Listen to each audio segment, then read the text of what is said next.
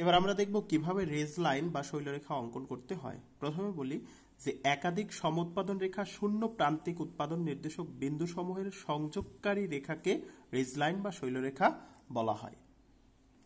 আমরা জানি যে সমুৎপাদন রেখা মূলবিন্দুর দিকে উত্তল হলেও এটিকে ধরে যদি বামে অথবা ডানে যদি অগ্রসর হয় তাহলে একটা নির্দিষ্ট বিন্দু পরে লম্ব অক্ষ এবং ভূমি অক্ষের ভিত্তিতে এটা ঊর্ধ্বগামী হতে পারে।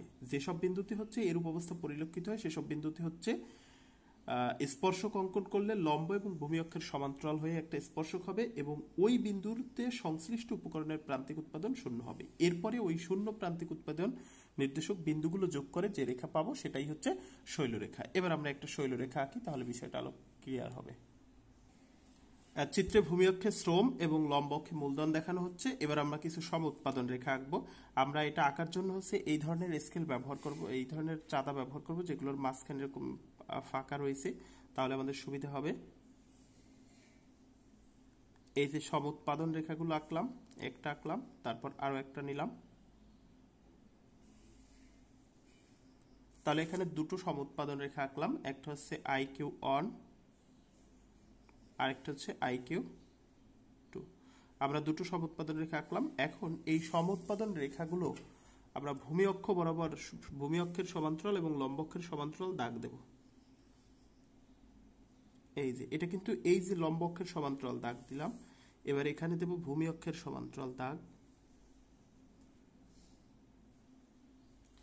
ঠিক সবগুলোতে আমরা ভূমি ও লম্ব অক্ষের সমান্তরাল করে দাগ দেব।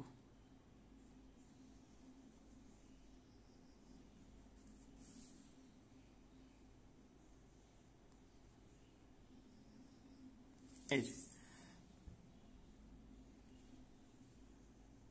সবগুলো আমরা ভূমি ও লম্ব অক্ষের সমান্তরাল করে দাগ দিয়েছি। যেহেতু এখানে মূলধন, তাহলে এই বিন্দুতে সমুৎপাদন রেখার এই বিন্দুর সমুৎপাদন রেখায় মূলধনের প্রান্তিক উৎপাদন শূন্য, অর্থাৎ এম পি কে এটা হচ্ছে জিরো, এখানেও এমপি কে জিরো, মূলধনের প্রান্তিক উৎপাদন শূন্য। আর ভূমি অক্ষে যেহেতু শ্রম দেখানো হচ্ছে এবং এই বিন্দুতে ভূমি অক্ষের মূল শ্রমের প্রান্তিক উৎপাদন শূন্য, এম পি এল শূন্য,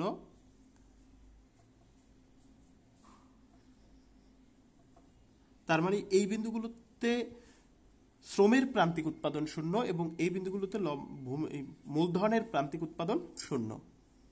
এখন আমরা শূন্য প্রান্তিক উৎপাদন নির্দেশক বিন্দুগুলো যোগ করি। প্রথমে মূলধনের শূন্য প্রান্তিক উৎপাদন নির্দেশক বিন্দুগুলো যোগ করলাম। এবার শ্রমের প্রান্তিক উৎপাদন শূন্য নির্দেশক বিন্দুগুলো যোগ করব।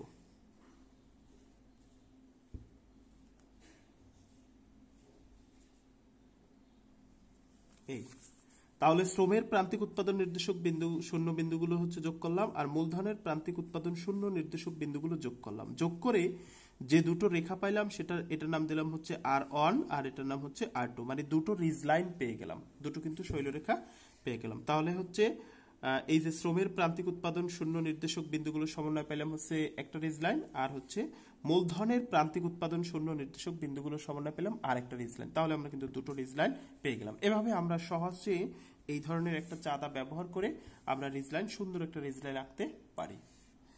যেখানে এই শ্রমের প্রান্তিক উৎপাদন নির্দেশক বিন্দুগুলোর আমরা নামও দিতে পারি। এটা এ, এটা বি, এটা এ অন, এটা বি অন, নাম দিতে পারি। এখন কথা যে এই রিজ লাইনের মাধ্যমে তাহলে উৎপাদনের কাম্য অংশ কোনটুকু, অর্থাৎ কোন জায়গায় আমরা উৎপাদন করব।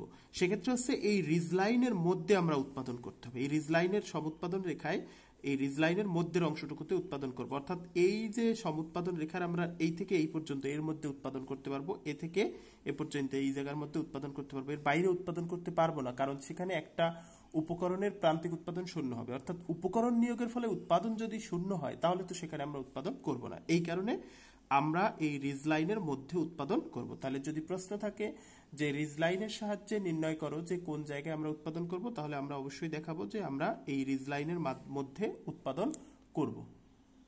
উৎপাদকের কাম্য উৎপাদন হবে রিজ লাইনের মধ্যে।